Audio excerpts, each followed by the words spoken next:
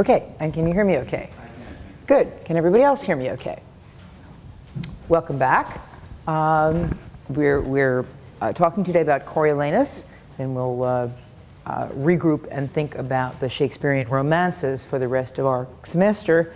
On the board you'll find a revised schedule. This is necessitated by the fact that the evening before Thanksgiving, next Wednesday evening, is not a university class meeting time according to the Extension School's rules. So we cannot have a class that evening, and we are not having a class that evening, and we apologize for having put it into the syllabus in error. And so we have slightly reorganized things, I think in a way that's actually better, because this will allow us to kind of have one culminating session right after the winter break on January 2nd, to have what we call in this class a plenary discussion. That is to say, discussion that emanates from questions from all of you. All of you, meaning both those of you in the room and also those of you who will have communicated your questions by email or other modes of communication to Mel or to Larry. We'll start off wherever you want us to start off, and we will talk about issues, particular, general, linguistic, cultural, historical, whatever it is that interests you most about the itinerary that we followed in looking at the later plays of Shakespeare. So that will be our last class session, and then for those of you who are taking the course for credit, there will be the final exam, and we are still able to maintain our rhythm of a play a week, which I think is a good rhythm for us. Any questions about this? And Professor Garber, I just wanted to tack on to that just to make it clear to everybody. This is the revised schedule. Okay, so I'm sure most of you got my email in which at first we thought it would be better to do Pericles and Cymbeline both on the same day, and then we decided this schedule would be much better. So I will send out another email to you and to the folks at home so that we've got this in black and white. So just note that this is a re-revision. Yeah, so this is the, you never say final, but this is what we believe is the final schedule. As I say, I think it is better than the previous schedule that we had in any case, because it allows us to bring the class to a close collectively rather than have a diminuendo of first a plenary and then a review as if those things were different. In my sense, the two activities are really the same. They're an opportunity for us to look back over the semester, and whether it passages, at characters, at Shakespearean development, at whatever it is that interests you. When we get to that point, I'm going to remind you, and I'll try to remind you in late December, and hope none of us forget it as we go through the holidays and into early January, that what we will be discussing on that day depends entirely upon your interests and your input.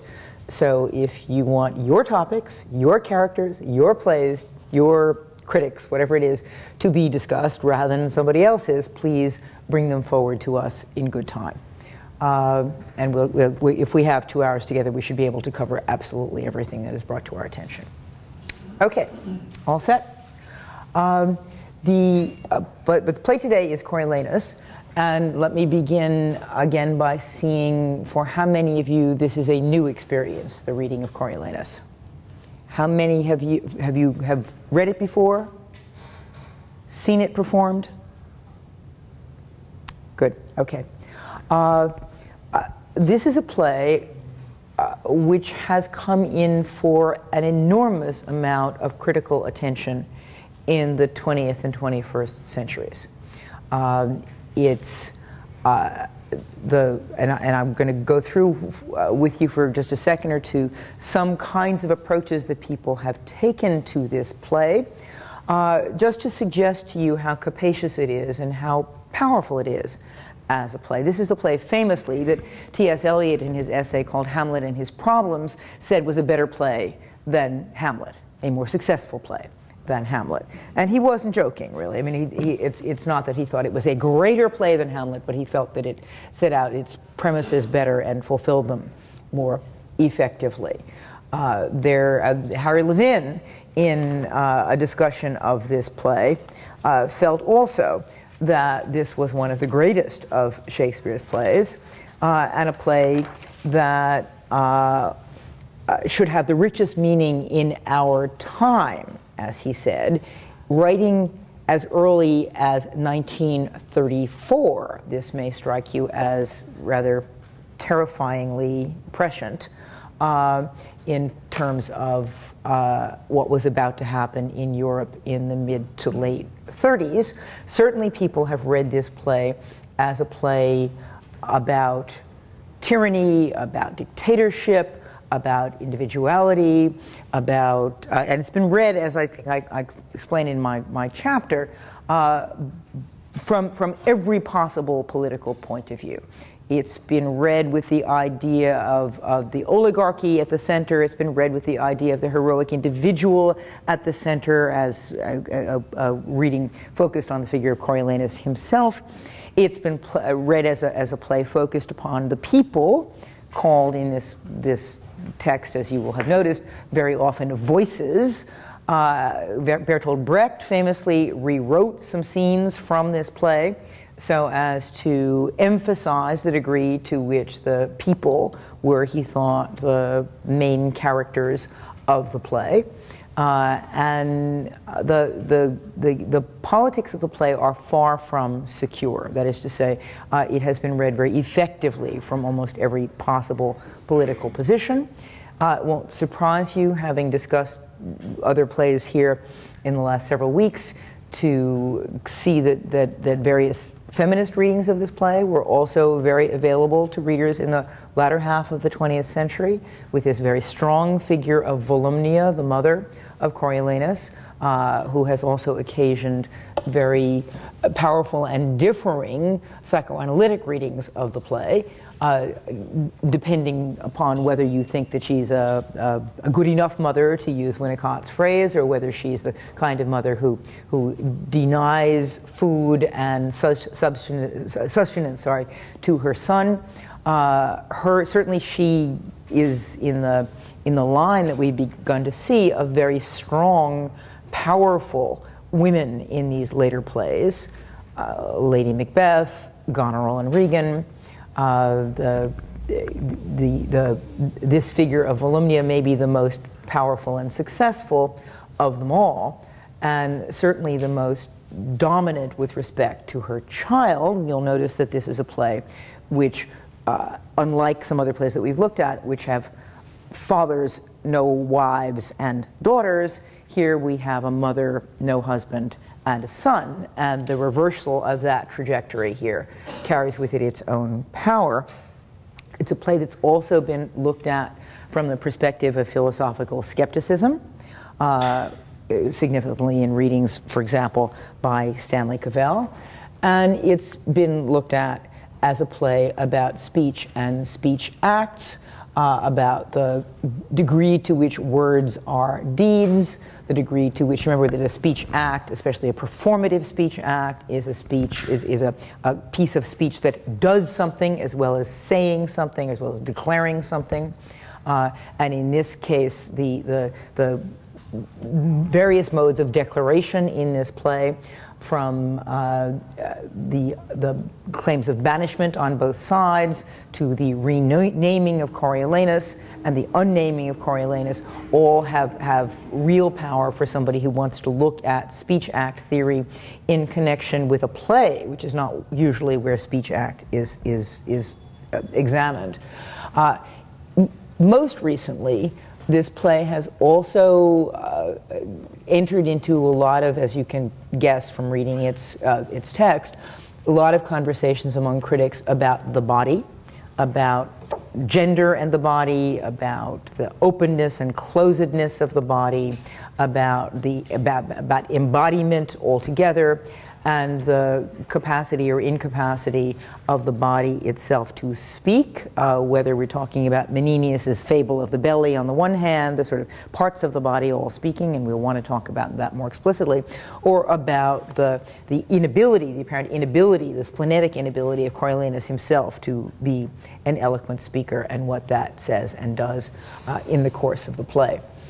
The recent political readings have been extremely interested in questions of republicanism in the the civic sense, not American Republicans and Democrats, but the notion of Republican rule and what that has to do with this text, and have taken very seriously the kind of political models that it is presenting out of classical history, and what lessons might or might not have been learned from those models by 17th century political theorists.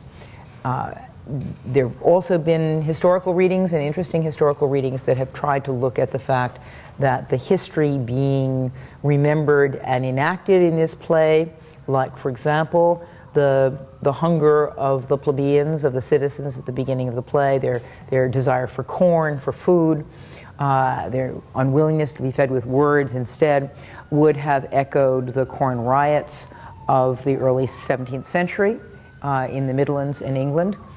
Would have had, therefore, a kind of topical reference, just as this terrifying, very strong maternal figure who dominates and motivates or emasculates, or does both perhaps, to her heroic son, could have been looked at as a figure for what John Knox in an earlier treatise called the monstrous regiment of women, the terrifying regiment here meaning rule, the rule by women, and the degree to which being ruled by women was itself a monstrosity because a world turned upside down, whether the woman being imagined as ruling was the relatively recently deceased Queen Elizabeth, James I's mother, Mary Queen of Scots, beheaded in the 1580s, or the various women still on thrones and in power throughout England. So that the historical readings, as always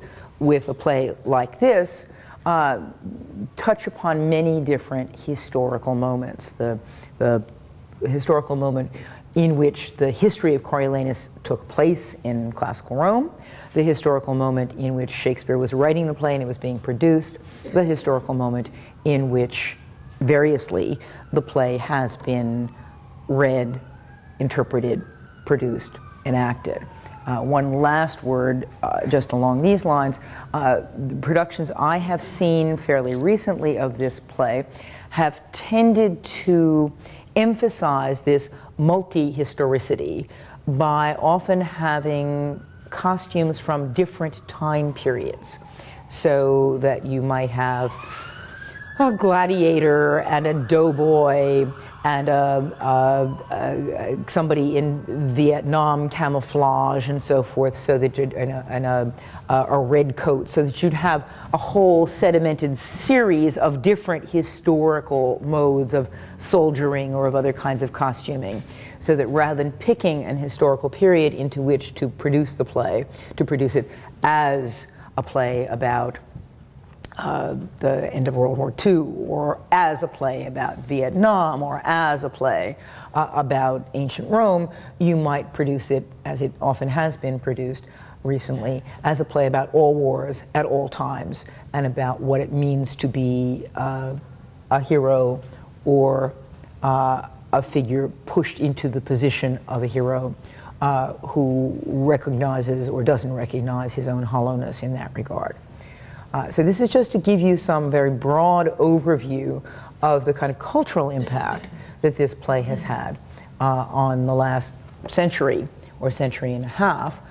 Before we turn to talking about specific portions of the play, let me turn to you to see what you might want to say about these historical and critical intersections. Are you all dying of the heat, may I ask? It's yes.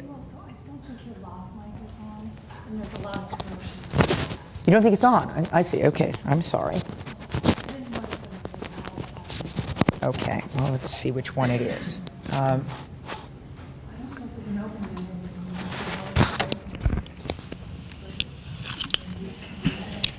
Okay.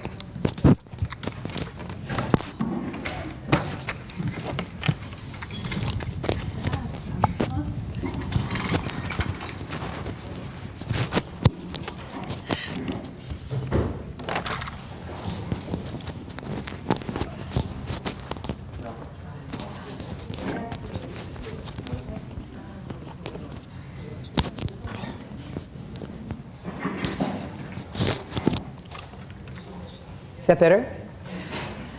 Believe me, it's equally warm up here.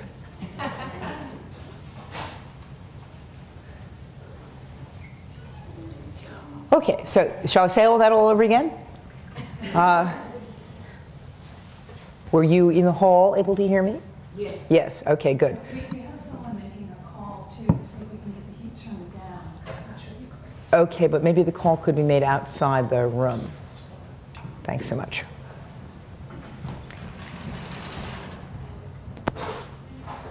I think, you know, where are we? The 14th of November, I think the expectation was of a different kind of climatic moment, not different climactic moment, from what we actually have. So, questions, comments about the broad historical or interpretive sweep of this play?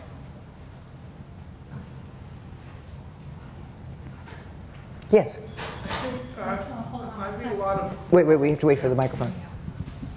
I read a lot of... have recently read a fair amount of... Speak into the microphone, sir. I've recently read some Homer and Sophocles, and I'm astonished by the intensity with which Shakespeare recreates the classical ideal that you find in things like the end of the Iliad, where Achilles turns into a machine of death, or figures like Ajax in Sophocles, who tries to reject all of his family ties. It's just astonishing the way he recreates that classical feeling. Well, let me try to, thank you very much for that. Let me try to unpack that a little bit. When we say recreates, we may not mean imitates or even is familiar with the classical original, but reinvents for his own age. That's the one thing I would say about that. And the other thing I would say is that we're looking at this from our own perspective, that these are our own notions of what this classical heritage might be like. And to a certain extent, that our taste in these things is shaped by Shakespeare. That it's that our notion about what kinds of, I mean, because when we're dealing with the classics, we're dealing with translations, presumably. We're dealing again with modern writers rewriting ancient texts. So let's put a little pressure on this question of classical ideals or classical notions. Yeah, Gabe. Is there anything anachronistic about the weeping that becomes so important at the end? I mean, in the classical, like in classical Greece, it wasn't considered unmanly for a man to weep, to shed tears. Well, thank you for this question. We've had a number of cases in the last several weeks in which Shakespearean men have resisted weeping and then have wept or been invited to weep. And in those cases have actually functioned a little bit differently from this moment, where this is the moment where Ophidius says, "Thou boy of tears." Now, it's not clear that he is weeping rather than just having a kind of a tantrum. Yes? I thought it referred to the tears that he shed in his that referred to the tears that he'd shed in his conversation with Volumnia in a few scenes earlier? Well, the reconciliation scene right. between them, yes, that could be. That could well be. And in that case, the so-called unmanning is, again, his submission to the will of a woman. In this case, his mother, but never mind. But remember, King Lear with "Don't let women's weapons water drops stain my man's cheeks," and then the storm weeps for him, and so forth. And then when he awakens, the question again is, who is weeping? Is he weeping or is Cordelia weeping? And the much discourse in that play about tears. The Macduff at the end of Macbeth, we talked about this a little bit, the degree to which he pulls his hat over his brows, or at least so says his interlocutor, and he doesn't want to weep, and he is told to give sorrow its way, and in fact that weeping, while he thinks of it as a womanish activity, could also be a manly one. So this question, tears are very important in these texts, and this question of whether you can, so let's look at the taunt, for example, "Thou boy of tears." How might Coriolanus have responded to that as a figure? How does he receive it, and how might he receive it?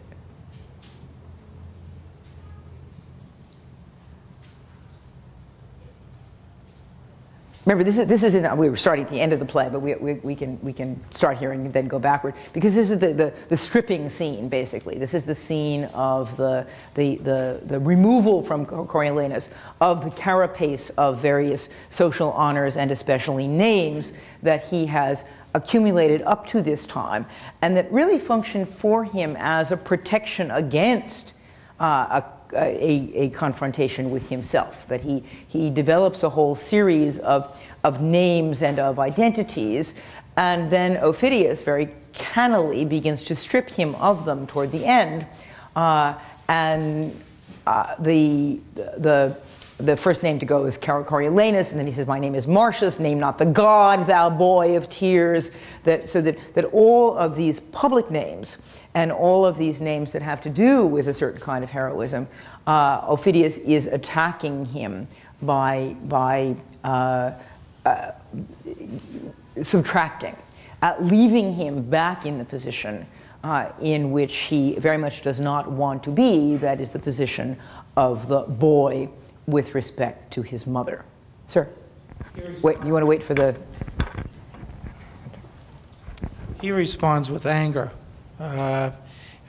rebuking them, and basically not yielding in any way.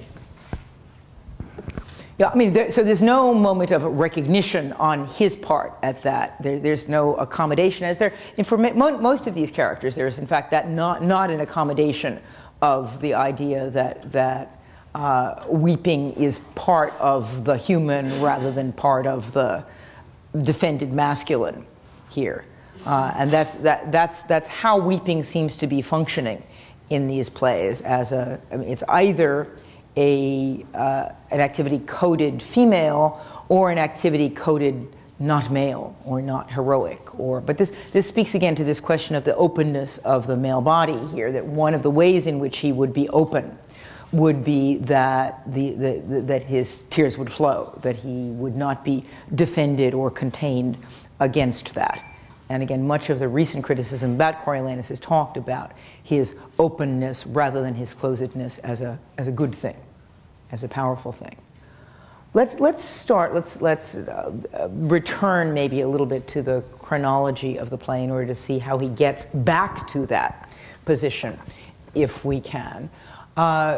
This is, as with so many of the plays that we've looked at again, we hear a lot about the title character before we encounter him. The situation is developing without him, and then he appears into it. What is happening at the very beginning of this play?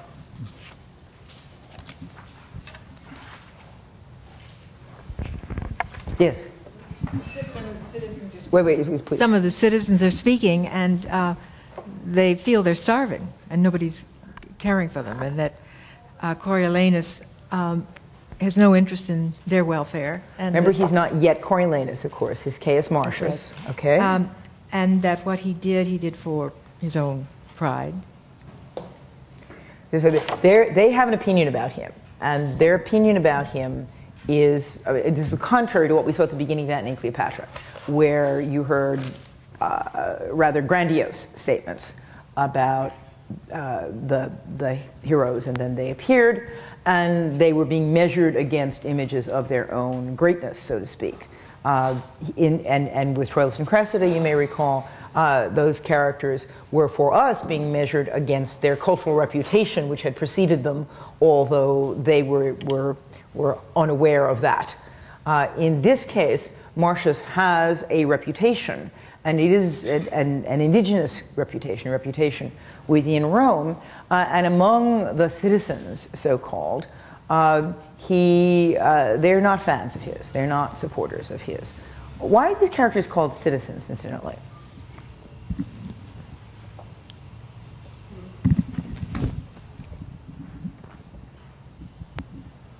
You know, I suppose in a way they're faceless.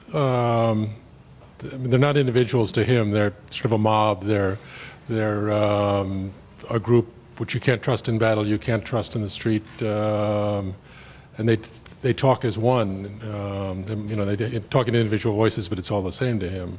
But citizen also would have had, as the name implies, a certain kind of civic association. It was a word which in Shakespeare's own time referred to the residents of London, for example. It's a low social rather than a middling sort or a high social location. And it suggests from the very beginning a kind of commonality between the historical circumstance that we're looking at and maybe the current day circumstance in which the play itself. One question in there. On the other side, Coriolanus, is there a soldier ideal there, or what is the other? I mean, the great person in Rome is purely a great soldier, a great man in battle, or is there something beyond that in terms of political? I'm sorry, are you asking me about in the time of Coriolanus? Yeah, I mean, is the soldier ideal the main ideal for the Senate or for the noble? Well, this is very early in the history of Rome. This is not. This is no, but they're at war all the time and everything. Right. Is that the only ideal? Is there a ruler for him? I mean, is the soldier ideal? Well, let's look at the modes of manhood that the play actually presents us with. It presents us with generals, and with whether it's Comenius or Coriolanus, Gaius Marcius, or Ophidius, the Volscian general. What other modes of manhood does the play suggest to us? There are the senators who are kind of elder statesmen in addition to the generals. So there is another way, and some people like Comenius seem to be able to combine both roles. Yeah, well, Comenius has a public persona, which is exactly what Gaius Marcius doesn't want to have. But again, it's based upon his being a good general. So those are the other figure that we see, of course, at the beginning, and the figure that we're about to see in this scene is Menenius, who occupies a very different social space, who is old, wordy, skilled politician, powerful for reasons that have very little to do with warcraft per se, but who's also vulnerable for that reason. So I think all that we can do in looking at a play like this is to see what kinds of models the play itself presents for us, or whether by allusion or by representation.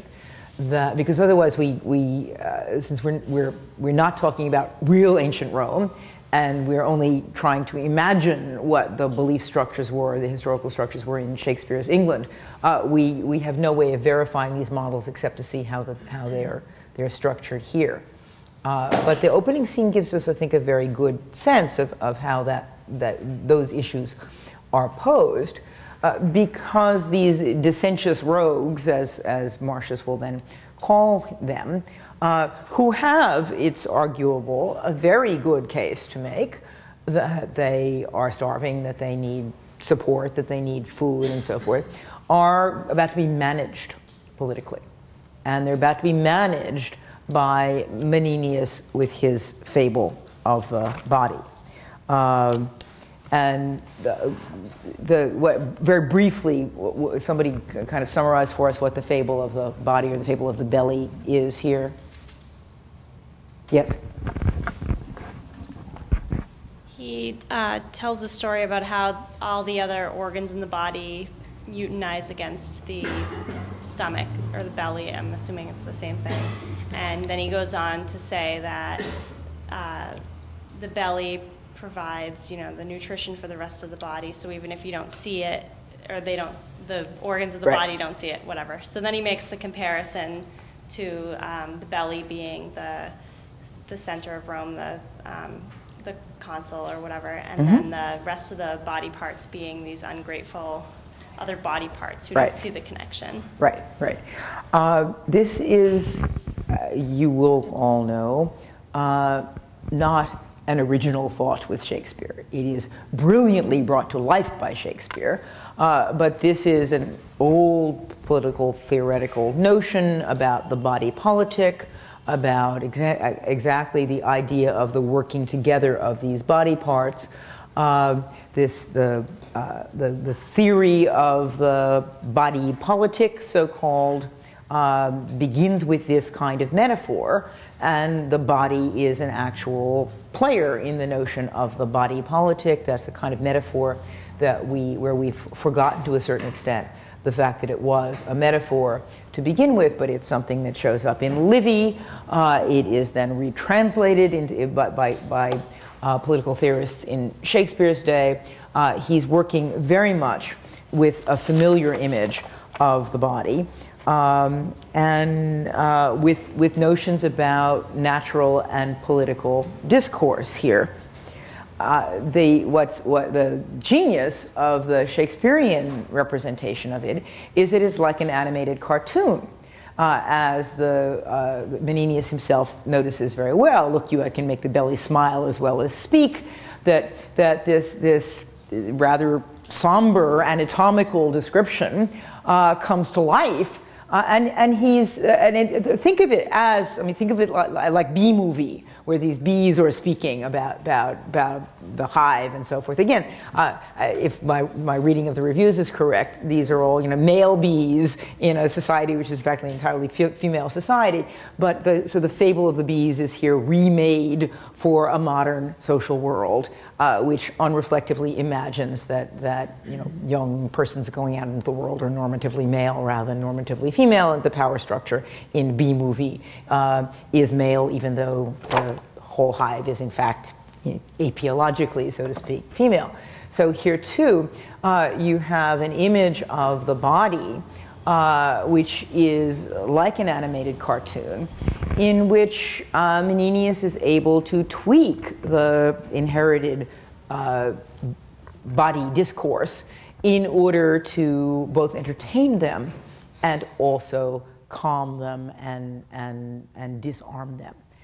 Let's look a little bit more closely at the text here, see how this works. About Act 1, Scene 1, about line 95. There was a time when all the body's members rebelled against the belly.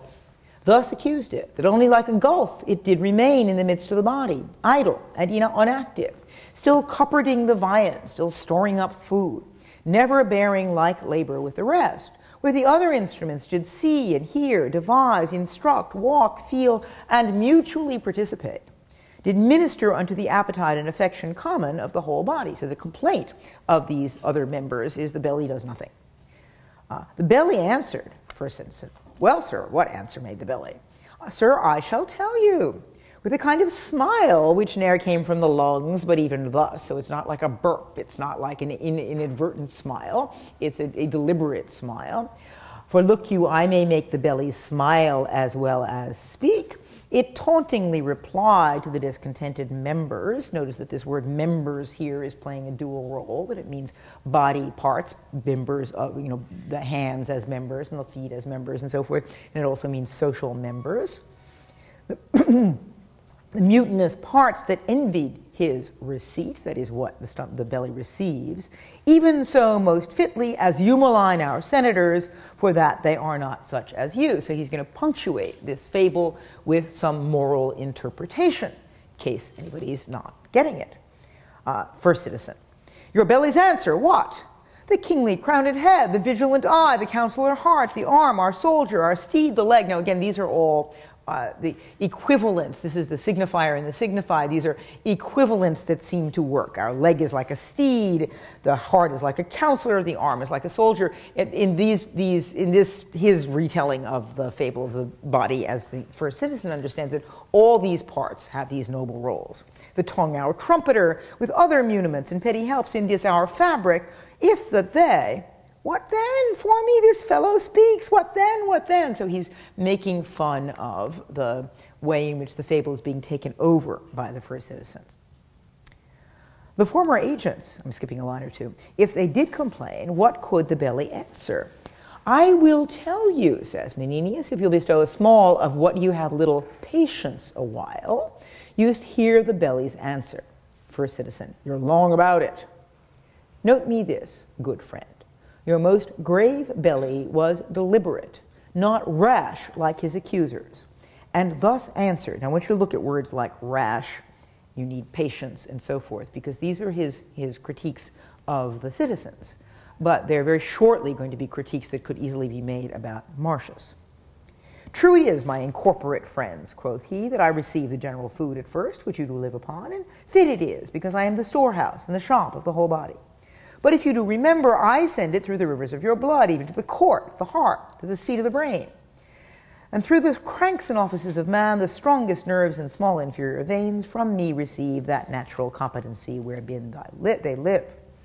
And though that all at once, you my good friends, this says the belly, mark me. That is to say, I'm not telling you this. This is, my story only. I, sir, well. Though all at once cannot see what I do deliver out to each, yet I can make my audit up, that all from me do back receive the flower of all, and leave me from but the bran. What say you to it? What do you think about this little narrative? It was an answer. How apply you this? So here's remember I talked to you a couple of weeks ago about emblems in the English Renaissance and books of emblems in which there was a picture, there was a moral, and then there was a poem that extrapolated it. So here we're going to get the rationalization of this. The senators of Rome are this good belly, and you the mutinous members. What do you think, you the great toe of this assembly? And here he's breaking out of this classical picture of the steed, the leg, and so forth, to pick a very inglorious member, the big toe. I the great toe, for that being one of the lowest, basest, poorest of this most wise rebellion, thou goest foremost. You stick out in front, even though you're not a very noble member. Thou rascal, thou art worst in blood to run, leadest first to win some vantage.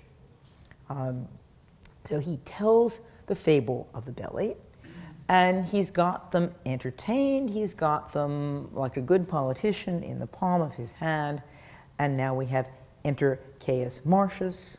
Hail, noble Marcius. Thanks. What's the matter, you dissentious rogues, that rubbing the poor itch of your opinion make yourselves scabs? So here we have body parts again, but they are body parts that have to do with disease and with injury, not with wholeness and not with the heroic structure. That the people are indeed part of the body politic, but exactly the kind that you hope will disappear.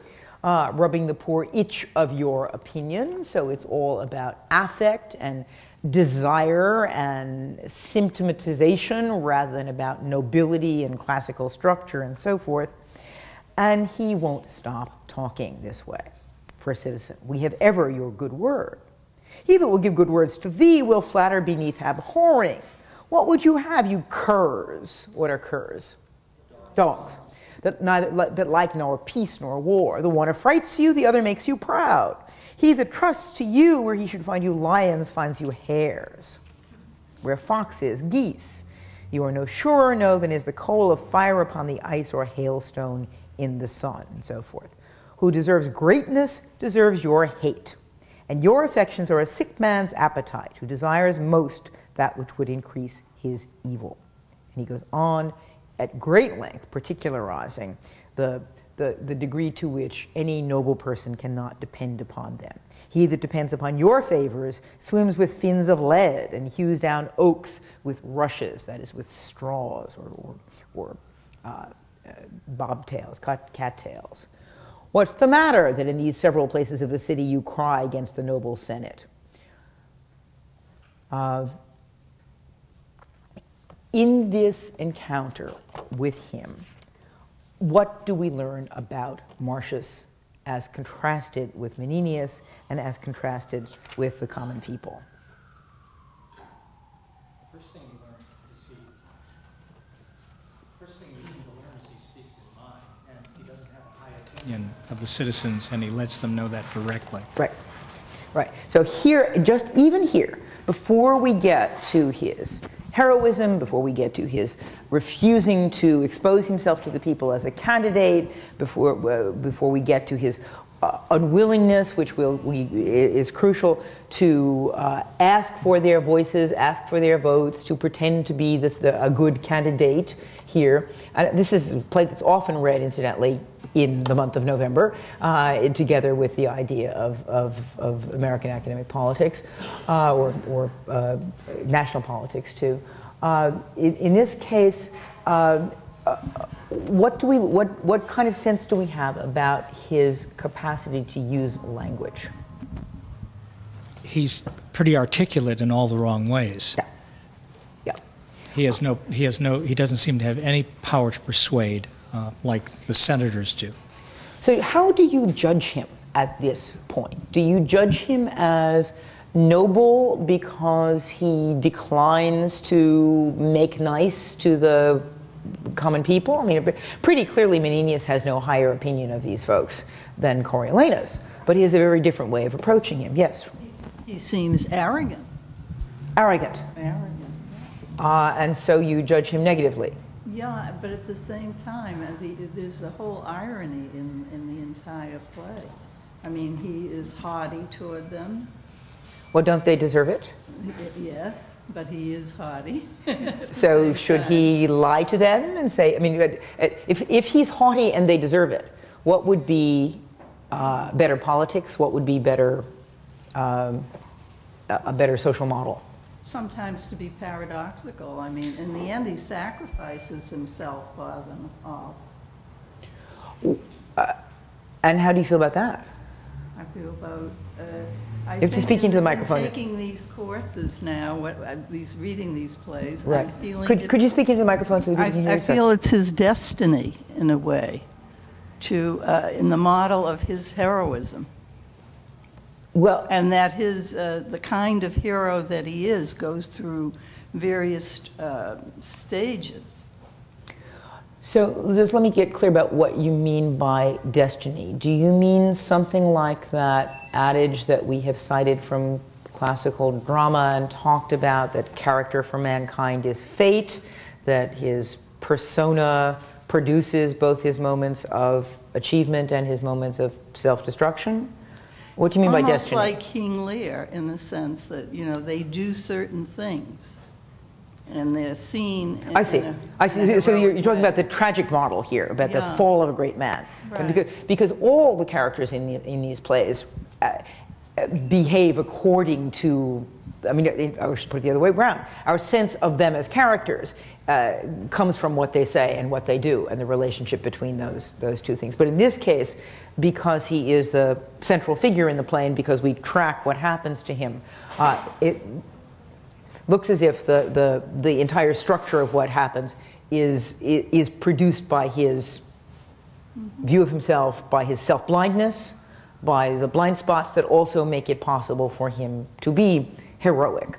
So my question then really had more to do with whether the image of heroism here, to come back to this, is also inevitably an image of both self-blindness and of partial rather than wholeness.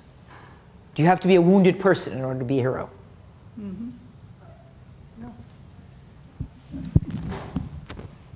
I'm kind of puzzled by this because I see everything he does as self-destructive. I mean, he destroys himself. Ultimately, his actions are going to be self-destructive of preserving harmony or order in Rome as a government official. Mm-hmm. At the end of the play, Aufidius lists his flaws: pride, lack of judgment, singleness of nature. And then he says, but he has merit to choke it in the utterance. In other words, his merit overwhelms all of these flaws. Right. The utterance here being Aufidius's utterance. Right. But I was always taught that a heroic figure, especially a tragic heroic figure, has to have tragic recognition, has to understand himself finally in the end. And I'm wondering if this character really understands himself in the end. If he... Well, okay, let me try to reverse the telescope again here, because leaving aside the little frame I was always taught, these structures of this must do, this is the pattern, and so the the only law that makes this up is the concretion of our observation of individual histories. So we could say that Macbeth does or does not get the point of what's happened to him, that Lear does or does not get the point of what's happened to him, that he, even at the end, he's thinking that Cordelia's alive, that the two of them can go off and sing like birds in a cage. There is a sense of the recognition, just to use Lear as my model here again, the recognition of poor bare-forked animals, of the thing itself, and so forth. But whether there's a moment when the Lear figure says, "Oh, I see," that's very often in these plays, it's a partial sight if it's that at all. You may feel that there's a moment in this play when Coriolanus could see himself and does not. But maybe we should revise our paradigm, including this play, rather than to say this is a play which doesn't fit what we think or have thought up to this point is the tragic paradigm. That's actually the very strong invitation that I came here this evening to offer to you, and that is the possibility of revising backward even our understanding of how these patterns might work by looking at what might seem to be something that is slightly eccentric to the pattern. Please. Let me just restate it then. I Sure. find this guy hard to like. Many do. Many do. But that was really my point before as well. That's the, again, there have been people who have thought he was terrific and people who have thought he was a spoiled brat, a jerk, a pampered mama's boy, whatever that is, a protected patrician, somebody who became famous too early and who didn't ever, have to go up the hard way and so forth. Who knows what it is? But there are people, T.S. Eliot is one of them, but there are lots of critics for whom his nobleness precisely lies in his intolerance for what he thinks of as the mediocre. And that, so that there's not going to be one right answer here. This is more than almost any play we've looked at up to this point. This is a play where opinions about the title character have varied enormously, and where how you regard the title character, or where you begin with in terms of politics, but let's say how you regard the title character is going to influence how you see not necessarily the successfulness of the play, but what its implications are. Yes, right back there. I don't think that Coriolanus has ambition, political ambition, like Macbeth had. I think he's a simple soldier. He's good at what he does. He calls a spade. In the beginning, as we go along, we learn more about him, right, and we find out more about him. But at the beginning, there's nothing wrong with him. There's nothing negative about him. He just is. He doesn't play games. He doesn't try and win over the crowds like Menenius does. He doesn't con them along like he does. Right. He just straightforward soldier. That's what he does. That's what he's good at. Well, I agree with like 99% of that, but I wouldn't call him simple, and I really wouldn't call him straightforward. He's a very complicated psychological figure, I think, and his ideals, such as they are, have to do with heroism in warfare, with being the single one, alone I did it. He rushes into the city of Coriolanus before anybody else. We'll look in a second at Comenius's speech beginning, "I shall lack voice, the deeds of Coriolanus should not be uttered feebly." What kind of wonderful use of that topos of inexpressibility that then goes on for wonderful lines. And I do want to look at that, to talk about what's great about Coriolanus. But to say that he's simple, I mean, first of all, nobody in Shakespeare who ever says he is himself simple is simple, Richard III or Henry V or whatever it is. But in this case, his relationship, certainly to Volumnia, also to both of the male, or all three maybe, of the male models that he's dealing with, Comenius, Ophidius, and Menenius, is very complicated. His relationship to his wife and his son is complicated. These are not simple relations, I think. But there's something uncompromising about him.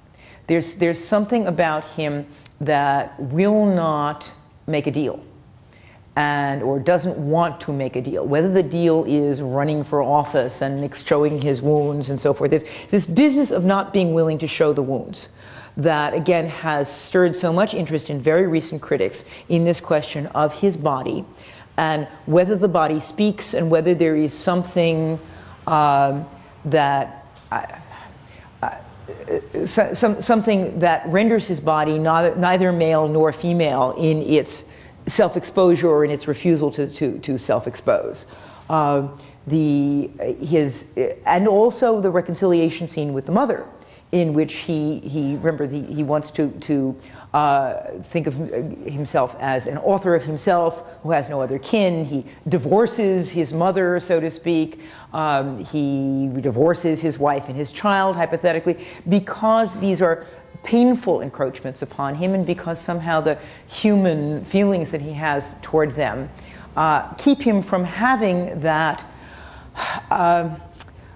frozenness of demeanor, that self-protectiveness of not feeling that is the carapace into which he begins to pull himself after these moments of injury.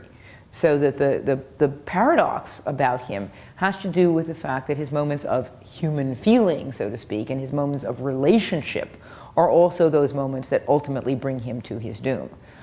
So it's you could say it's another kind of retelling of this fable of the belly, in which his connectedness to the sociolect, to the world of people, to the nuclear family as we would call it, and they would not, but to the mother, to the wife, to the son, to the old father Menenius, who is the stand-in for the father here, that his rejection of all of those things is so aggressively self-protective.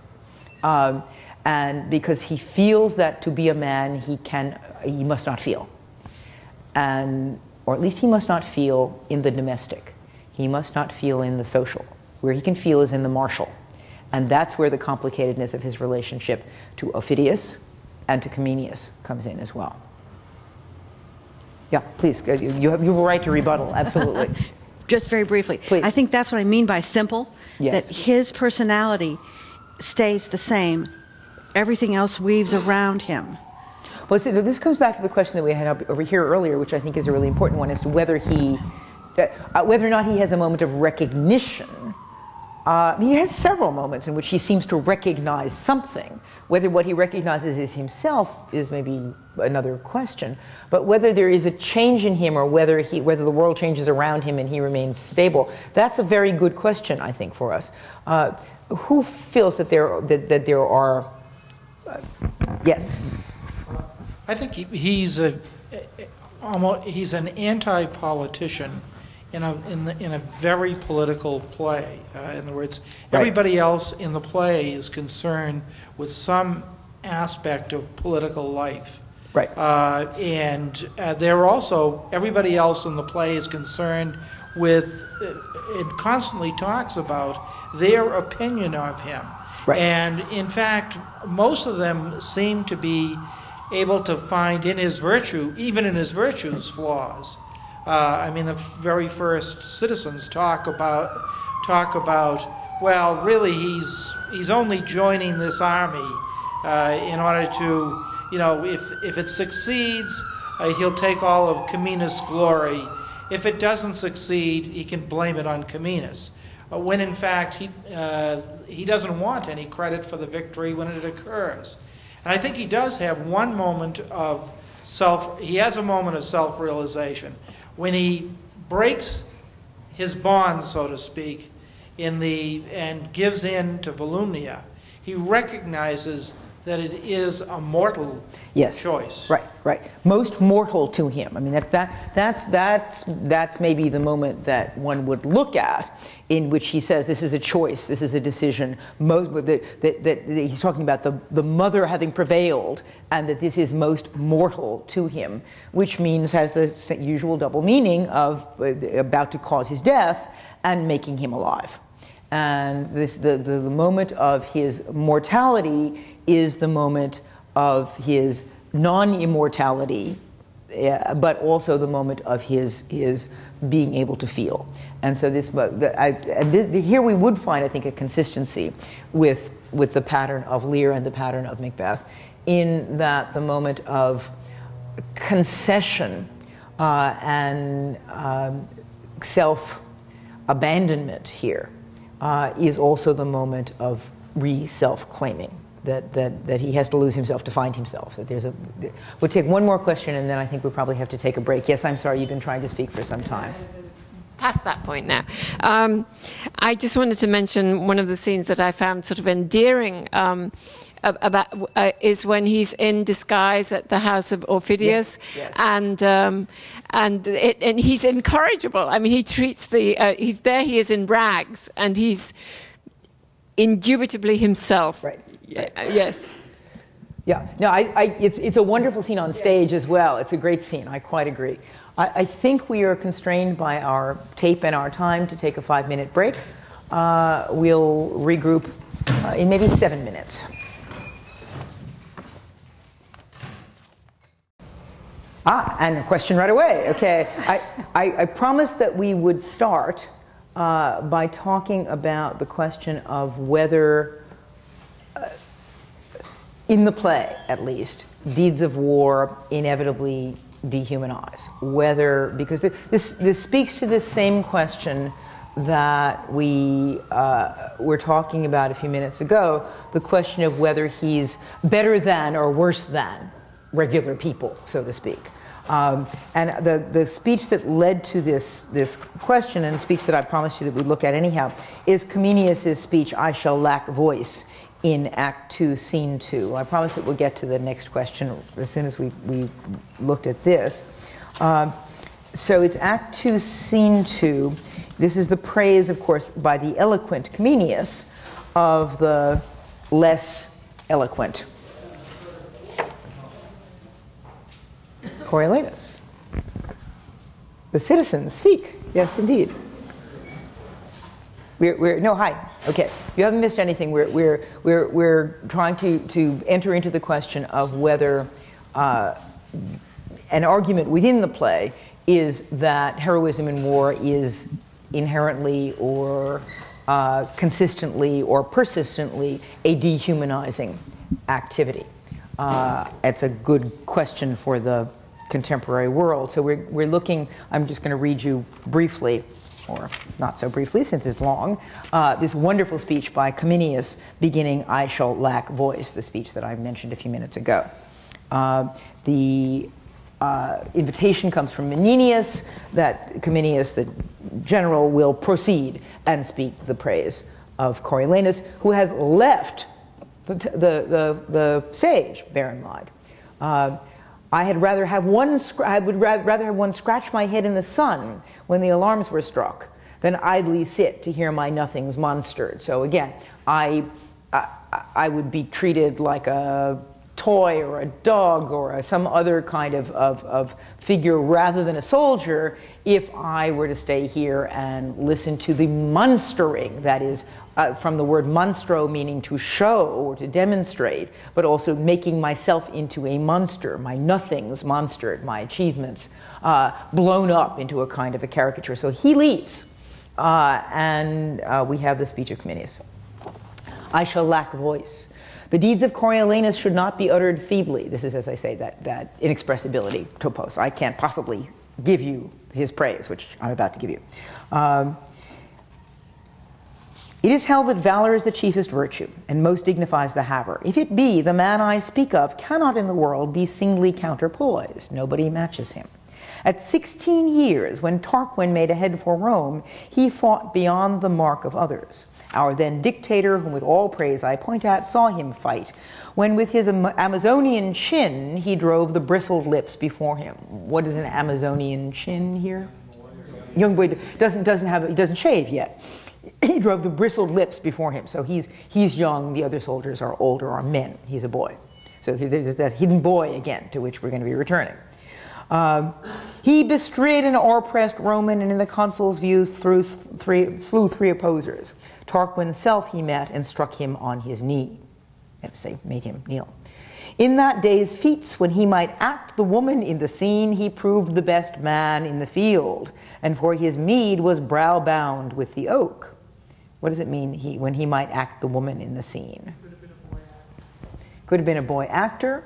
but he also could have behaved not like a man, but like a non-man here. I mean, as with Macbeth, the opposite of man could be woman, could be weeping person, could be boy, could be child. We might act the woman in the scene. He proved best man in the field, and for his mead was browbound with the oak, that is the garland, of course, of heroism. His pupil age, man entered thus, so he's a student, but he's already become a man. He never was a pupil, really. He waxed like a sea, so here we have already his transformation into a natural force. And in the brunt of 17 battles since, he lurched all swords of the garland. That is to say, he won every possible award. For this last, before and in Coriolanus, let me say I cannot speak him home. There's that inexpressibility again. I can't say enough. I can't, home meaning, you know, perfectly. I can't, my words are inadequate. He stopped the flyers, and by his rare example made the coward turn terror into sport. As weeds before a vessel under sail, so men obeyed and fell below his stem. His sword, death's stamp, where it did mark, it took. From face to foot he was a thing of blood, whose every motion was timed with dying cries. Alone he entered the mortal city, gate of the city, which he painted with shunless destiny. Aidless came off, and with a sudden reinforcement struck Coriolanus like a planet. What is the mortal gate of the city here? Yes? Yeah, the dangerous, the potentially deathly to him. But the mortality, this theme of mortality speaks against this question of the thing. So that the mortality here is located in the space, or mortal, the word mortal is located in the space of death rather than the space of the humane here, the mortal gate of the city. But a gate is also a breach, and this speaks again to this question of the openness of the body and its, therefore, vulnerability. But in this case, it's the city that is open. It is he who penetrates the city, and he has become a thing whose every stroke motion was timed with dying cries. Whose are the cries? Who's dying? Sorry?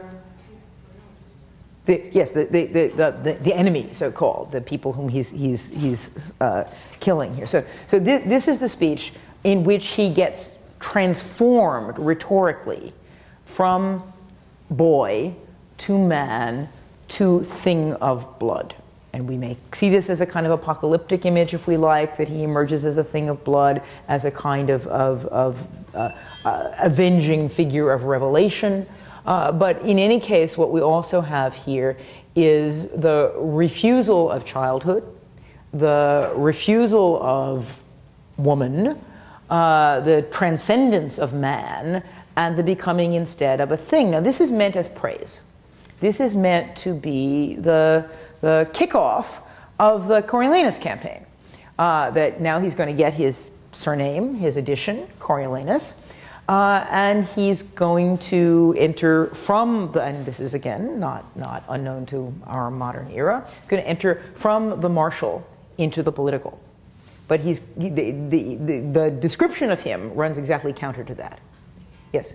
I'm just struck by this description of him in battle. I was thinking of Macbeth and the description we get of Macbeth at the beginning of the play, where he unseamed him from the nave to the chops. Right. From face to foot, he was a thing of blood. Right. And then, of course, he does get this title after this glorious combat, as Macbeth does as well. Right. But to push that a little further, it seems to me that Coriolanus refuses ambition, and Macbeth embraces it.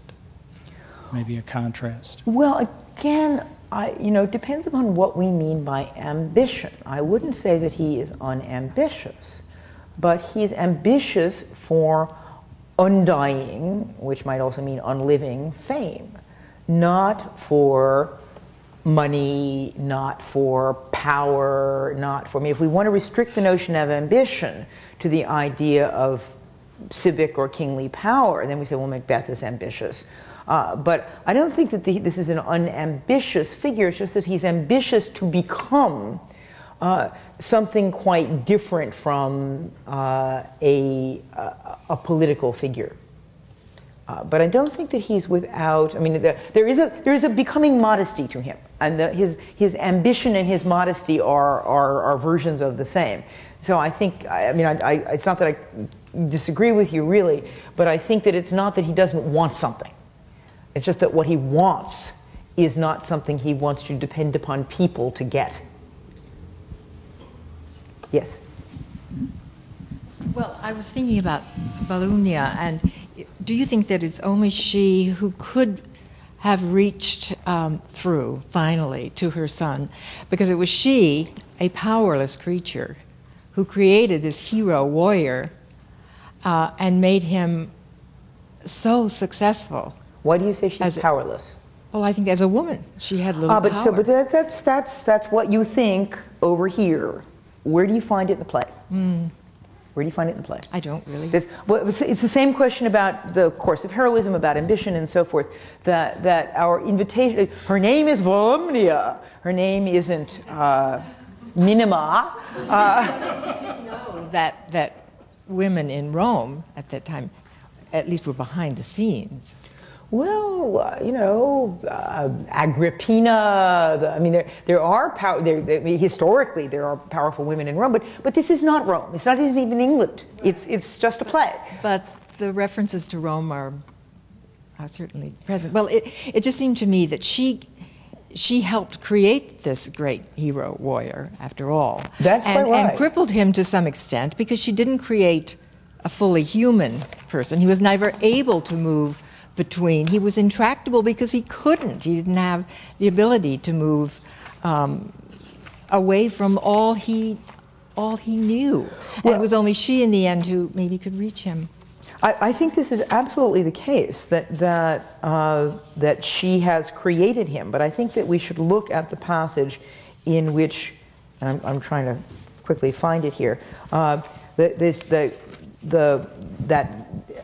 much commented upon passage in which the idea is that she, the breasts of Hecuba that suckled Hector look not more beautiful than his spitting blood. You know, that the idea is that she refuses milk and that she wants from him blood instead. That she creates him in a model that is very, very much. Can somebody find this passage for me really quickly while I'm hunting about. I should have it written down. I'm sorry to say, I don't. Well, let's look at another Volumnia moment while I look for this, and that's the moment when, having created him in this martial image, she then, in his view, betrays the model that he thinks he's done it just right. And then she says to him, well, come on, what's a little pretense, what's a little lie, what's a little acting, after all? And for him, this is a matter of tremendous psychological reversal. This is, and here we are in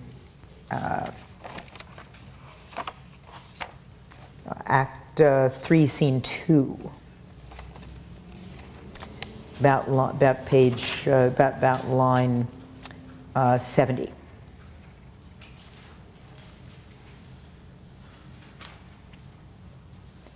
Actually, if you go back with me as far as line 46. This is where she's changing the rules, basically.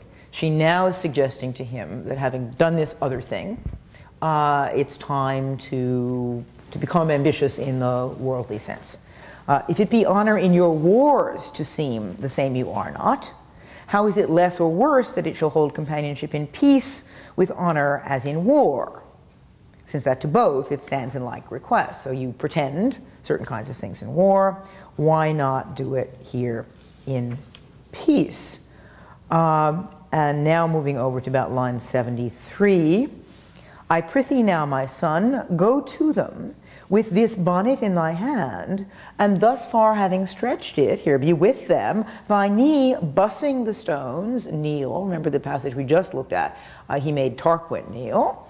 For in such business action is eloquence, and the eyes of the ignorant more learned than the ears. Here we're obviously speaking in a coded way about actors on the stage and groundlings in the audience, as well as about what actions might have meant in ancient Rome.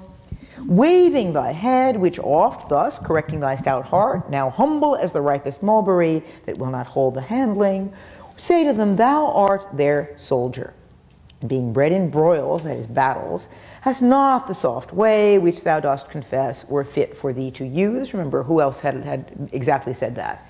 Didn't have the soft way of speaking because he was a soldier. It's Othello, yes, exactly. But thou wilt frame thyself, forsooth, hereafter theirs, so far as thou hast power and person. So she devises for him an acting scheme, a scheme of performance, of dissimulation. Action is eloquence. And he really is disconcerted by this. Come, come, we'll prompt you, says Cominius. Volumnia, I prithee now, sweet son, as thou hast said, my praises made thee first a soldier. So to have my praise for this, it's never going to be enough. It's never going to be enough. Perform a part thou hast not done before. And so this escalating language of the theater, perform a part, we'll prompt you, action is eloquence, and so forth, is bringing to the surface of this language of the theater here, changes the rules. But also we see it in present time, not as recounted by somebody else. We see the present moment. Well, I must do it. Away my disposition and possess me some harlot's spirit. Now, the harlot here is not a prostitute, but a vagabond of a certain kind. My throat of war be returned, which quired with my drum into a pipe small as an eunuch. Now, if you know the early plays of Shakespeare, you could go all the way back to Richard III's opening soliloquy in that play, in which he talks about how the martial marches again are now turned into dancing measures, and the pipe and the lute have replaced somehow the language, the drum, and the war. Small as a eunuch. What's a eunuch again? Emasculated. An emasculated, a male who's been castrated, and whose voice, in the case of a castrato, especially an emasculated young, whose voice has not changed into a pipe. Sorry? Isn't it also a kind of musical instrument? That's what my Is a eunuch a musical instrument? According to the note in this edition, it says it's a small flute-shaped musical instrument. My goodness, okay. With a picture, but, you know, I don't know, I'm just reading it. Okay, it doesn't say that in my note. Other scholars have a view about this? Never heard of that. No, we'll have to look it up. In mine too. Wow. We'll have to look it up and see whether that's the case. The piping voice here. Now again, remember, we have a male actor playing Coriolanus talking to a male actor, boy actor, playing Volumnia, talking about the transformation of the male voice into a piping voice, which hasn't changed yet, like the voice of a eunuch, or the virgin voice that babies lull asleep. That sentence means that lull babies asleep. This is the voice of a eunuch or a woman here. The smiles of knaves tint in my cheeks, and schoolboys' tears, here they are again, here are those tears. Schoolboys' tears take up the glasses of my sight. A beggar's tongue make motion through my lips, and my armed knees, which bowed but in my stirrup. The only time I bent my knees was when I was riding a horse. Bend like his that hath received an alms. I'm becoming a beggar here again.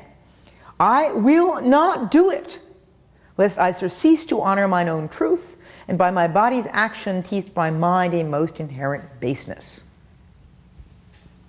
At thy choice then. To beg of thee, it is mine more dishonor than thou of then. Come all to ruin, let thy mother rather feel thy pride. I mean, this is such a contemporary notion. Than fear thy dangerous stoutness, for I mock at death with as big a heart as thou. Do as thou list. I mean, you can see this in the novels of Philip Roth. Thy valiantness was mine, thou suckedst from me, but oh, thy pride, thyself. So again, she's taken all the manhood, is herself. I was the valiant one, you got it from my nursing breast, but oh, that is own thy pride, thyself. Pray be content. Mother, I am going to the marketplace. Chide me no more. I'll mountebank their loves. What's a mountebank? It's a charlatan, especially kind of a snake oil salesman. It's a charlatan who is in business to make money from false products and things like that. I'll mountebank their loves, cog their hearts from them, and come home beloved of all the trades in Rome. Now, what does that mean? What's trades mean here? The workers, yes, exactly. All those artisans, the shoemaker and the cobbler and all those people who show up at the beginning of scenes in Romeo and Juliet or here or in Julius Caesar. I'm going to prostitute myself in front of these unworthy people for you. Look, I am going. Commend me to my wife. I'll return consul or never trust what my tongue can do in the way of flattery further. Still coached by them, mildly, and so forth, he goes off to violate everything that he thinks he was taught. So that we've talked here about the trajectory of desire and how you never achieve your desire. In this case, what he never achieves is pleasing his mother. He never finally met the image that he has created of himself in order to be the person that she wants him to be, or to be the thing that she wants him to be, never ultimately matches up with that, with her.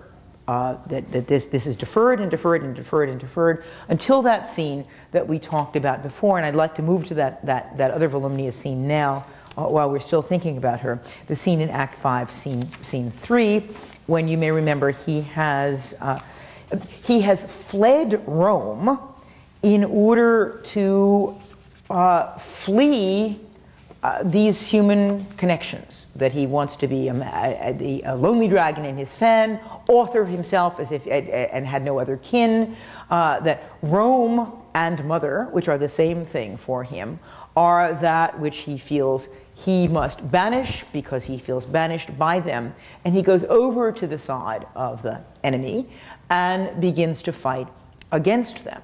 And the only weapons that they have to recuperate him is this same structure of the old father Menenius, the mother and child, both of whom come as embassies to him, and he says no. Comenius, he was a kind of nothing, titleless. Again, he doesn't want any names. He wants to be a nothing. His nothingness is more powerful than any humanness would be, until the mother, the third member of this embassy, comes to see him, and this is in Act 5, Scene 3.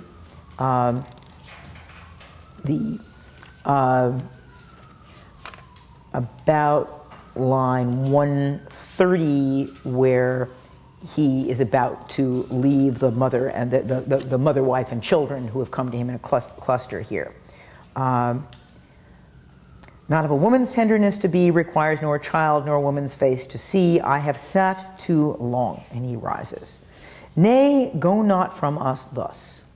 And then she goes on in this long speech, which I won't read all of this, to talk about what happens if you reverse the picture. His repetition will be dogged with curses. The name you will reap, and she uses that word, name, whose repetition will be dogged with curses. And that's why I wanted you to notice the word cur before, that now he's the dog. Whose chronicle thus writ, and if he's got an ambition, it's for this, it's for history. Whose chronicle thus writ, the man was noble, but with his last attempt he wiped it out, destroyed his country, and his name remains to the ensuing age abhorred. Speak to me, son. Thou hast affected the fine strains of honor, to imitate the graces of the gods, to tear with thunder the wide cheeks of the air. Why dost not speak? Think'st thou it honorable for a noble man still to remember wrongs? Daughter, speak you. He cares not for your weeping. Speak thou, boy. There's no man in the world more bound to his mother, yet here he lets me prate like one in the stocks. Again, remember, with Kent, this is a punishment for ignoble people. Thou hast never in thy life showed thy dear mother any courtesy, when she, poor hen, fond of no second brood, has clucked thee to the wars, and safely home, loaden with honor. Say my requests unjust, and spurn me back. But if it be not so, thou art not honest, and the gods will plague thee, that thou restrainst from me the duty which to a mother's part belongs.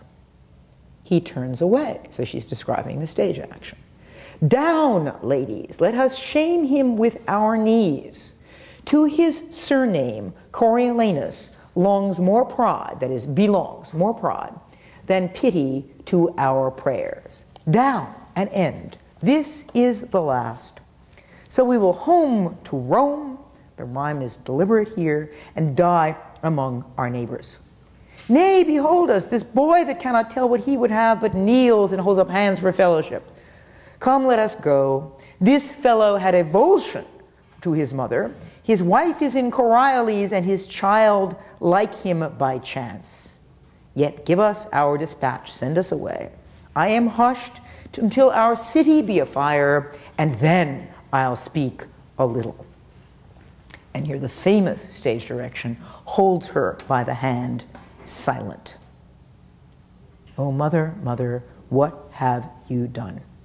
Behold, the heavens do ope, the gods look down, and this unnatural scene they laugh at. What's unnatural about it?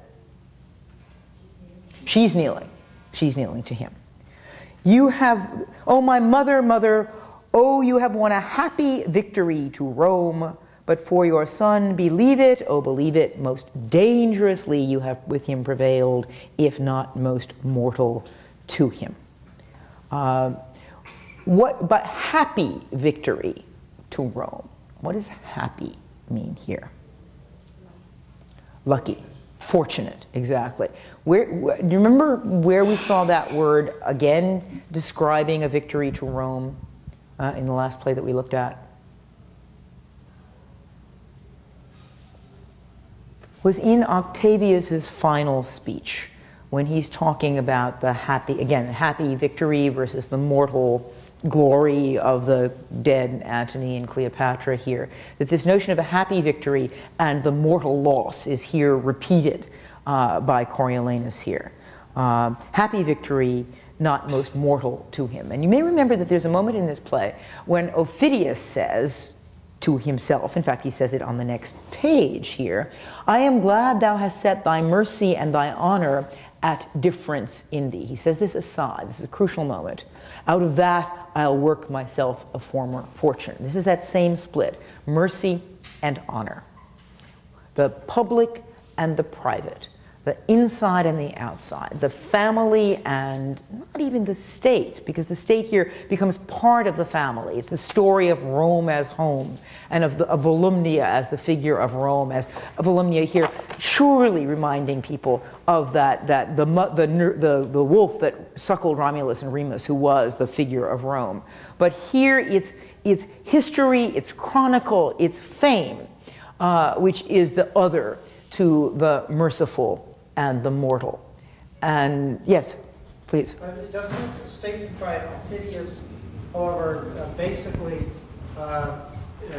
state his position, and that is that he recognizes that by being the leader of the Volscians, that Coriolanus has actually outshone him. There's several remarks all the way along, and he suddenly realizes that if he actually conquers Rome, he will place himself in a secondary position, and that by entering this, resolving the issue, he actually gives an opening for Ophidius to take control again. I'm sorry, it's Coriolanus who... By right. Coriolanus settling the war rather Right. than Yes, yes, conquering Rome. exactly. He has given Ophidius Absolutely, absolutely, right. the opening to Right. take control again. Right. So the mercifulness here, the non-warlikeness, the reversal of the previous position, is the one that will allow Ophidius to recapture the top, at least among the Volscians.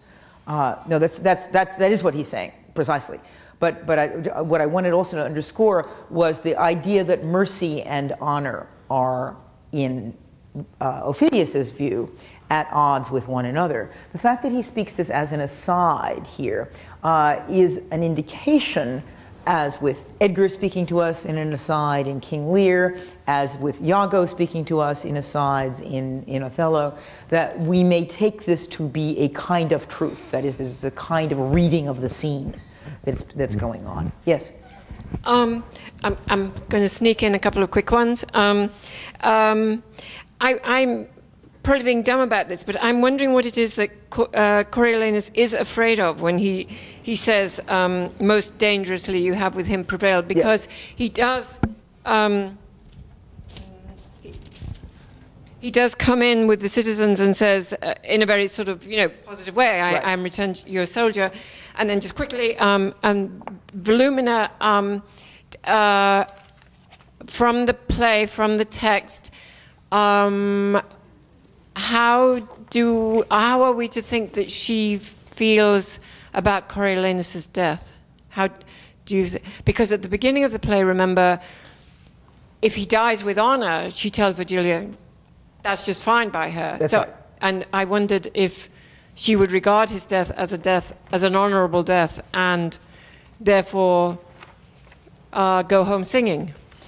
What evidence do we have in the play other than the evidence that you yourself cited? And her silence, that Shakespeare, I've learned that Shakespeare, if Shakespeare wants us to know something, he'll tell us, and Volumina doesn't say anything after that last speech. That's it for her. Well, this extraordinarily powerful gesture of reaching across the abyss that we see in almost all of these tragedies. We see it with Antony and Cleopatra dying in separate places and reaching for, I am dying, Egypt dying.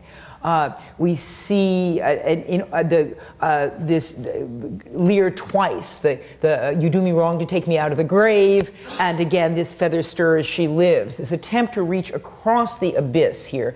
Those are death and life abysses, and so is the moment at the end of Hamlet. But here too, there's an attempt to make a human connection as against the political, the mortal, whatever. And the extraordinary power of that moment is that he does understand it. He does understand the complicatedness of what he is yielding up by reaching across to her. Now, whether she's satisfied or not, I think with you that this is left as a matter of theatrical interpretation, because we can only extrapolate from what she has said and what she has not said. And there would be more than one way of playing. I mean, I read the scene rather broadly here, just in order to underscore certain moments that are full of irony. But there would be ways of doing it that would be more tender and less ironic than what I did, presumably. Yes? But she knows how to push his buttons. She knows where they are, and she works against him. She's like the stereotypical mother, my son the doctor. It's her pride that she's augmenting by his successes. Right. She's the one who's ambitious. Right. And so she works him for her goal, for her ends. And I think at the end, when she is silent, it's because there is no more. But she has achieved her aim of saving Rome, which was her latest plan. And then that's all that she cares about. Okay. Yes. Hasn't she also got what she wants? Because we're led to believe at the end of the play, his memory, yet he shall have a noble memory. A noble memory. Right. A noble memory. So maybe she's got what she wants in that regard. But in this moment when Coriolanus surrenders to her, yeah, it seems to me that's inevitable. In other words, that's what he's always done. Well, that's why I wanted to read those two scenes with you together. Mm-hmm. That in the case of his making himself a candidate, and remember this comes out of the candid or white garment that you wear, that you did wear in ancient Rome in order to announce your candidacy. That it's, again, the idea that a candidate is candid, that is white and wearing white and pure, may have a certain irony today, but the idea is precisely that the eloquent action is of openness and of, see, these are the wounds I got for you, and my wounds speak to you, and so forth. That this desire to expose him is just exactly what he doesn't want. Now, whether she's gotten what she wants or whether there is no getting what she wants is another question. Yes, Gabe. The motif of monster plays a lot to that, the same way it does in Othello, with like him saying, "Oh, monstrous, monstrous," and so on. And it's much more prevalent in Othello. But the idea of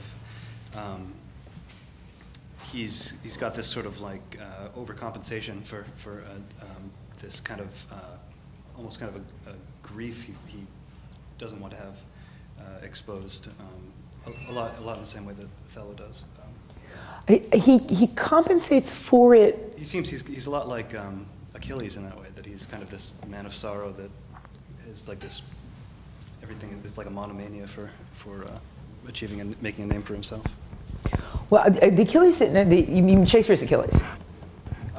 Well, I was thinking of Homer's, but yeah. I see. Let's think about Shakespeare's, because it's an interesting comparison, since in both cases these are singular warriors who, at a given moment, decline to fight. You could say that what Achilles does after he is enraged by the death of Patroclus is very much like this description that we get about Coriolanus going amok here, except that it is less honorable, except that we have the Myrmidons pulling Hector through, that he refuses the single fight.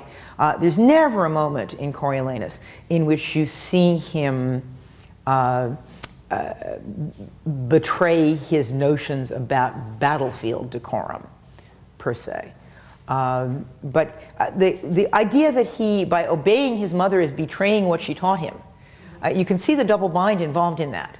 And the question really is, in part, whether it's that double bind, so to speak, that makes the hero. The inability to have it either way, the necessity to have it both ways, the impossibility of the position that he occupies, is not so different from that paradoxical notion about being your own parent, about being author of yourself and having no other kin. That's the monstrous position, the dragon in his lair and so forth. And it's portrayed in the play repeatedly as monstrous, in the same way that this cartoon belly speaking is monstrous too. But the alternative to the monstrosity seems to be the human. And that is something that this play has in common with some of the other plays that we've looked at recently. And it's hard to know which one to choose here. Yes, another question, sorry.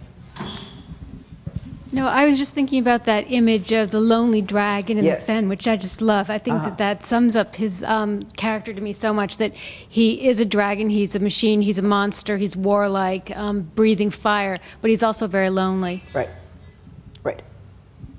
And that the word lonely is a very interesting word here, because it probably means more than he means to say. I mean, because it could mean singular or alone or lone or something, but it does carry for us also that pathos of loneliness that I think is probably not, I mean, so far as we can talk about a fictional character's intention, that's probably not part of his discourse, that notion of pathos, of feel sorry for me, is not so much part of his own vocabulary, but it speaks through him to us. Many hands. Many hands. Oh, just a quick one. I think it's interesting that Shakespeare denies Coriolanus a heroic death. I mean, it's a horrible death. It's a really savage death. When right.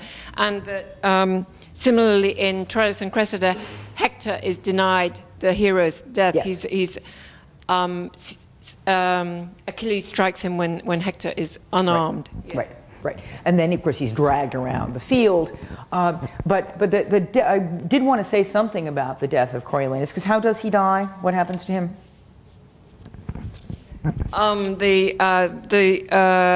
The conspirators would fall upon him in a great group and stab him, I would imagine. Right, right.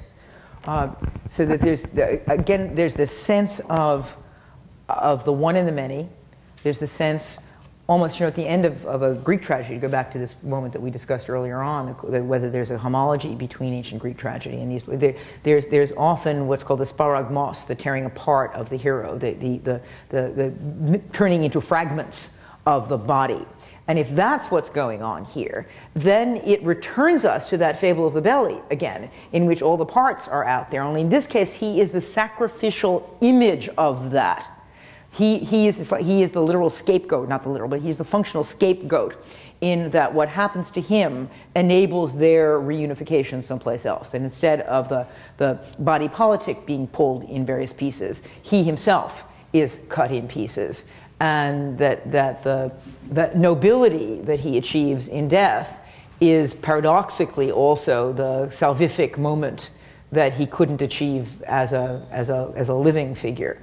So that the aloneness functions here as well. Like behind me. Yeah. When you speak, excuse me, of the aloneness, it's his relationship with Ophidius is one. Yes. That had an intimacy That's that right. you never see in any of the other figures. Right, right. And maybe we should look at those passages too, because there's this famous moment in which he says, I twine my arms around this body that I injured and so forth, where it's very much what literary critics would call a homosocial moment, that is a moment of male bonding, of male identification, in which he feels, again, safe in the world of men, not safe in the world of women, mother, child, the Lady Valeria, and so forth. The child, of course, is a boy, but a boy, as we've seen, is either going to become a man and a monster, tearing that butterfly to pieces, or else he's going to remain in the cluster with the ladies. But it's precisely with Ophidius that he finds his perfect partner. And then that relationship itself is betrayed when it becomes competitive once again. Because Ophidius is quite glad to have him when he first arrives, and seems to be a petitioner, seems to be somebody who has nothing. But very quick, and then of course in the ending scene, which we really must look at, it's Ophidius who reminds him of that very same thing that in the long passage from Volumnia that I read to you, she is pointing out to him over and over again, that she says to him, well, you can't have a surname based upon defeating Rome. You can't be the Roman who kills Rome. And then Ophidius will turn the tables on him and say, what do you mean? What do you want us to call you, Coriolanus? You destroyed our city. This is not a compliment to us. And again, this never quite occurred to him, that this is inappropriate in this other place. But the mother has already set up this template here. How do you see, how would you compare Ophidius and Comenius, say, with whom he also has this moment of male bonding? There's also this moment of twinning between them right after the victory over Coriolanus. Yes? Well, I would think that the warrior could, I think you said this or someplace I read this, the warrior only knows who he is by comparing himself with someone else. But also, those two saw each other as lions. What greater love can two heroes have than for somebody of comparable? Well, but two, turns out, is never a functional number in this play. As we saw slightly differently in Antony and Cleopatra, that 3 wasn't possible and 2 wasn't possible, and ultimately, even for Antony and Cleopatra themselves, 2 had to become 1. So here also, the very fact of the twinning between them means that one will need to prevail. And you'll remember that moment when Ophidius says, I'll potch at him some way, or guile or craft will get him. The moment when he says, well, I can't defeat him in that battlefield way. So I'm going to find another way. I'm going to find like Iago saying, we work by wit and not by witchcraft. And I'm going to find and again, just about every Shakespearean antagonist will make a claim like that. Richard III will make a similar claim, that the idea that if you can't win by martial force on the battlefield, you can win by another way. Ulysses in Troilus and Cressida, much the same kind of argument. Indeed, you could see Menenius as a kind of figure like Ulysses in Coriolanus, I think. Again, an older figure coming back to a politics rather than to a martial world. Do you have a question over there? Okay. Right here, please, yes. Yeah, just a quick question. Yes. It comes up in the play all the time, and you've used it a number of times tonight. The nobility. Yes. How do you define it in this context? I mean, noble and nobility, I mean, it comes up in the play all the time. Again, this is one of the, I mean, this is very deeply ironic or multivalent play, a play that is hard to pin down, that he shall have a noble corpse. This idea that, I mean, what's noble about a corpse? Is it that that's the only place where nobility can be, or is it the impossibility of, I mean, precisely this term is up for grabs in the play, I think. And the man who prefers a noble life before a long, for example, there's that question that is posed to the citizens at the beginning. They come with me if you prefer a noble life before a long, that if you're willing to fight, if you're willing to behave nobly, it might mean dying. So is nobility, in fact, in this play equivalent to the other kind of mortality, the dying rather than the living? But what do you think?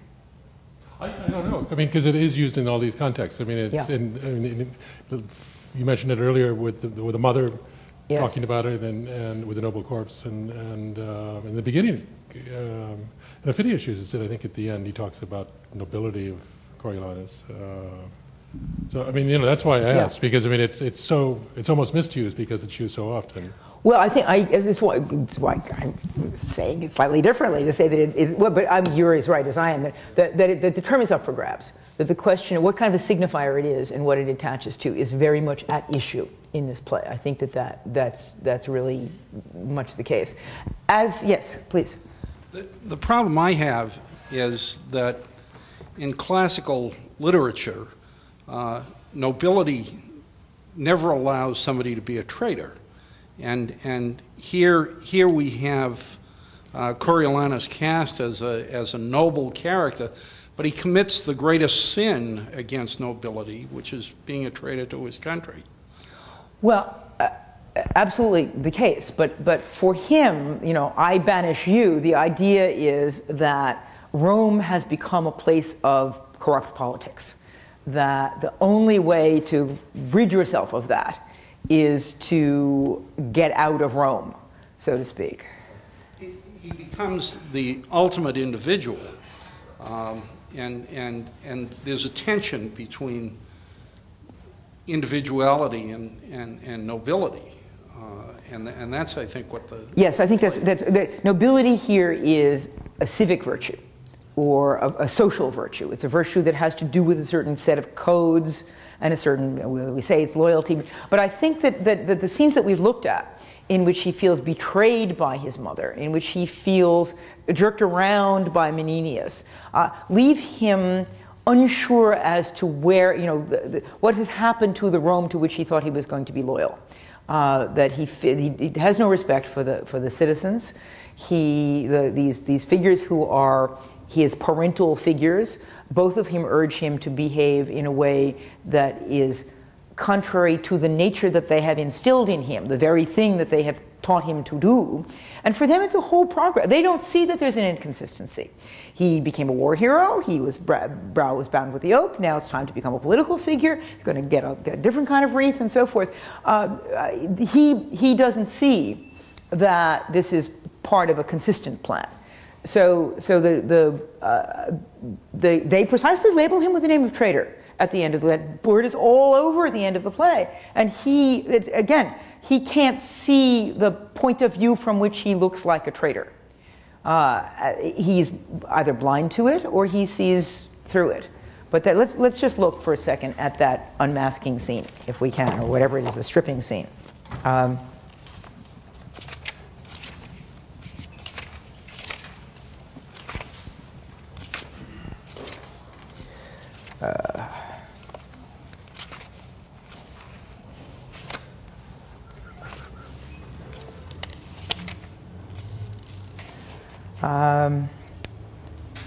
Tell the traitor, in the highest degree he hath abused your powers. Traitor, how? That is what?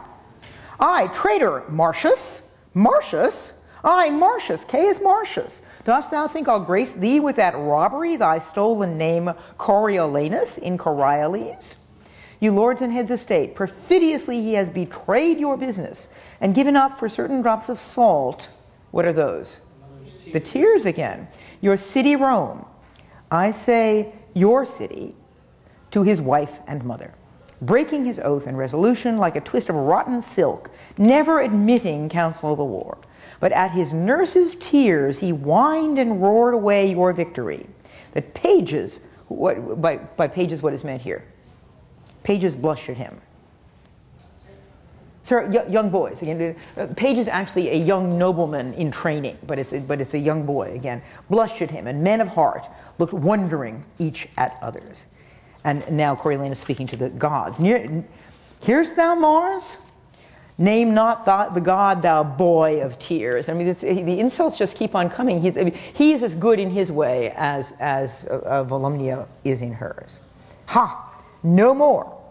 Measureless liar, thou hast made my heart too great for what contains it. Boy? O slave. Pardon me, lords, 'tis the first time that ever I was forced to scold. This is probably true. Your judgments, my grave lords, must give this cur, there it is again, the lie. And his own notion, who wears my stripes impressed upon him, that must bear his beating to his grave, shall join to thrust the lie into him. Cut me to pieces, Volsces, men and lads, stain all your edges on me. You know, come after me, bring it on. That's what this is here. Boy, false hound, if you have writ your annals true, 'tis there, like an eagle in a dovecote. I fluttered your Volscians in Coriolis. Alone I did it, boy. Why, noble lords, will you be put in mind of his blind fortune, which was your shame by this unholy braggart, for your own eyes and ears? Then all of them together, let him die for it.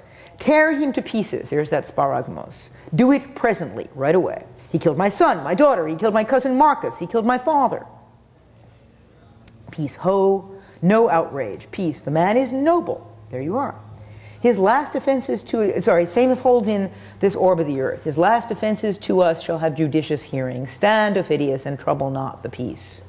Oh, that I had him with 6 Ophidiuses or more, his tribe, to use my lawful sword. Insolent villain, kill, kill, kill, kill, kill him. It's an astonishing scene.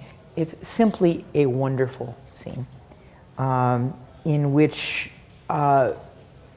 he's the same character. I mean, this question about whether he learns anything in the course of the play. It's hard to know. He's still occupying that idealized persona that meant so much to him and that so many moments in the play have tried to strip away from him. Whether it's a noble death or not, it's hard to say. But it's certainly a moment of refusal to compromise, refusal to be stained by what he thinks is stained.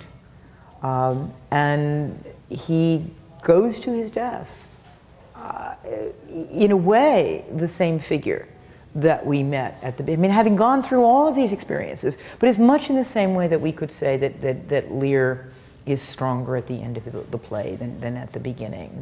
And indeed, this kill, kill, kill, kill, kill him, that we heard that line in King Lear. It's this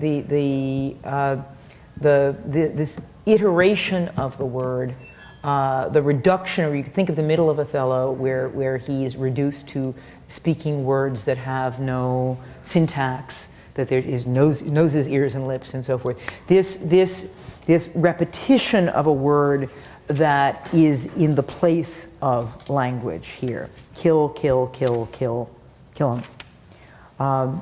And then, stick with me for one more moment. Thou hast done a deed whereat valor will weep. So look at what's happened to those tears. Valor will weep.